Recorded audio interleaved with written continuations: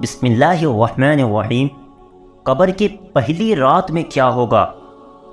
جب مردے کو قبر میں لٹا دیا جاتا ہے اور لوگ اس پر مٹی ڈالنے لگتے ہیں تو مردہ سب دیکھ رہا ہوتا ہے، اور جب مٹی ڈال کر جانے لگتے ہیں تو مردہ ان کے قدموں کی آواز سنتا ہے۔ جب لوگ مردے کو قبر میں دفنا کر جا رہے ہوتے ہیں تو مردے کی گھبراہٹ بڑھ جاتی ہے اور وہ بہت ڈرنے لگتا ہے۔ قبر کے اندر اتنا اندھیرا ہوتا ہے کہ مردے کو اپنا ہاتھ بھی نظر نہیں آتا۔ بہت زیادہ اندھیرا ہر طرف پھیلا ہوتا ہے۔ جب مردے کو دفنا کر لوگ چلے جاتے ہیں تو دو فرشتے کالی اور نیلی آنکھوں والے آتے ہیں اور اس مردے سے سوال کرتے ہیں۔ قبر میں مردہ اتنا بے بس ہوتا ہے کہ اس کے جسم پر بچھو رینگ رہی ہوتی ہے اور وہ مردہ اسے ہٹانا چاہے گا، لیکن اتنی طاقت نہیں ہوگی کہ اس بچھو کو اپنے اوپر سے ہٹا سکے۔ آپ جب بھی قبرستان جاتے ہیں تو دیکھتے ہوں گے کہ دو قبریں آپس میں ملی ہوتی ہیں، لیکن وہ اندر سے ایک جیسی نہیں ہوتی۔ کسی قبر میں اللہ کا عذاب ہو رہا ہوتا ہے اور کسی قبر میں مردہ جنت کے مزے لے رہا ہوتا ہے۔ کسی کو قبر ایسے دبا رہی ہوتی ہے جیسے ماں گود میں اپنے بچے کو پیار سے دباتی ہے، اور کسی کو قبر ایسے دباتی ہے کہ اس کی دائیں پسلی بائیں پسلی میں گھس جاتی ہے۔ بے نمازی انسان کو قبر اتنی تیز دباتی ہے کہ اس کی پسلیاں ٹوٹ پھوٹ کر ایک دوسرے میں مل جاتی ہیں۔ کسی کی قبر میں جہنم کی کھڑکی کھول دی جاتی ہے اور کسی کی قبر میں جنت کی ہوائیں چل رہی ہوتی ہیں۔ گنہگار بندے کی قبر میں ایک اندھا سانپ ڈال دیا جاتا ہے، اور وہ سانپ جب ایک بار ڈستا ہے تو اس کا درد 40 سال تک نہیں جاتا۔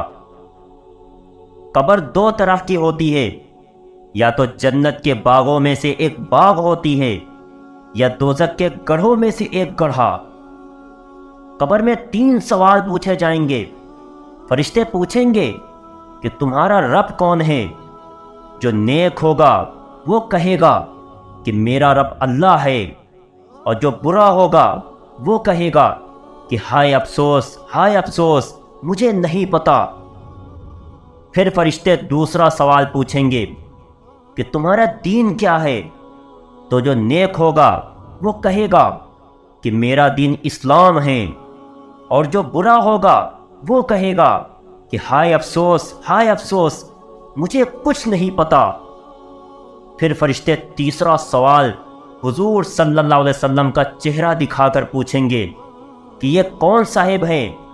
تو جو نیک ہوگا وہ کہے گا کہ یہ تو ہمارے پیارے نبی حضور صلی اللہ علیہ وسلم ہیں، اور جو برا انسان ہوگا اس سے فرشتے پوچھیں گے کہ یہ کون صاحب ہیں؟ تو وہ کہے گا کہ ہائے افسوس، ہائے افسوس، مجھے کچھ نہیں پتا۔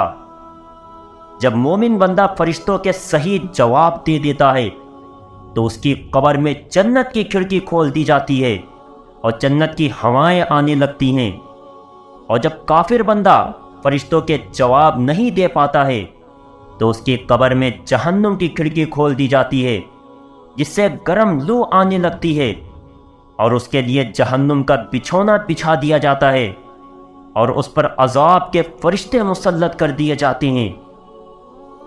عذاب دینے والا فرشتہ اندھا، بہرا اور گونگا ہوتا ہے، جو بہت ہی ڈراؤنا ہوتا ہے۔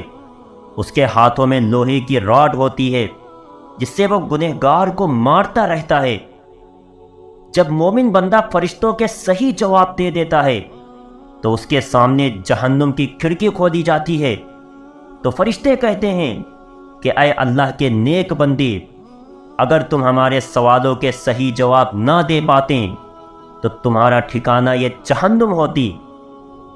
جب کافر بندہ فرشتوں کے سوال کا جواب نہیں دے پاتا ہے تو اس کی قبر میں جنت کی کھڑکی کھولی جاتی ہے، اور فرشتے کہتے ہیں کہ دیکھ تو نے کیا کھو دیا ہے، اگر تو دنیا میں اللہ پر اور اس کے رسول پر ایمان لے آتا تو تیرا ٹھکانہ یہی جنت ہوتی۔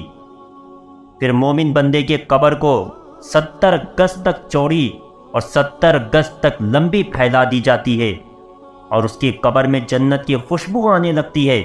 اور پھر کافر بندے کی قبر کو تنگ کر دیا جاتا ہے، اور اس سے اس کی پسلیاں ادھر کی ادھر ایک دوسرے میں گھس جاتی ہیں، اور اس کی قبر میں جہنم کی آگ کی گرم گرم لو آنے لگتی ہے۔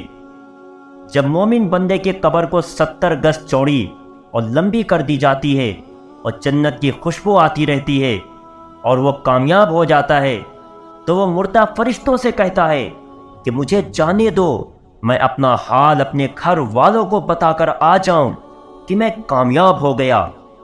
تو فرشتے کہتے ہیں کہ نہیں، اس کی اجازت نہیں ہے، اب تم آرام سے سو جاؤ، اب تم کو تمہارا اللہ ہی قیامت میں اٹھائے گا۔